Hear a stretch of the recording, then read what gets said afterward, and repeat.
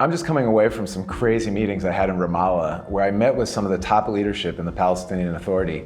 My meetings with them weren't like so amazing, but the person who invited me was really a source of hope. So in the Palestinian Authority, about 60% of the GDP is owned by 10 families. One of the representatives of these families is a young businessman in his early 40s. He owns some technology companies and other concerns there. He invited us to come and speak to the leadership because he's looking for connections between kind of the Republican evangelical community, the people that were by and large were behind the push for the Abraham Accords, and the Palestinian leadership. I think what he felt, I'm putting words in his mouth, but when President Trump at that time put his prosperity to peace plan on the table and said, well, let's raise $50 billion and invest in the Palestinian economy in order to incorporate them into the Abraham Accords, and Mahmoud Abbas, the president of the Palestinian Authority, was like, thanks, but no thanks.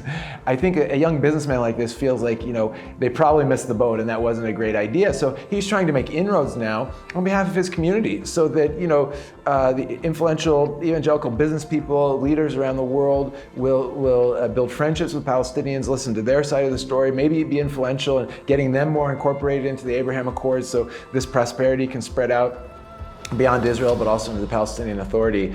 This is very encouraging for me. We often say in Arise that, we quote Shimon Peres, who said, politicians make problems, but people find solutions. And the fact that you have young business people, up and coming business people, Palestinians who are reaching across the divide and saying, how can we make more connections in Israel and connections with Israelis that have evangelical Christian partners and friends around the world to get more engaged in what's happening here so they can also benefit from the amazing prosperity that's coming out of the Abraham Accords. This is very exciting. I'm going to keep you posted. Thank you so much for those of you that have been tracking with us with Arise. I know that you've enjoyed the Hebrew Word of the Month videos, the interviews that we do with Israeli CEOs, also our B2B networking. Our last big physical summit, of course, was pre-corona in 2019, and we're going to be rolling that type of activity now into Arise Tours, which we'll continue talking about.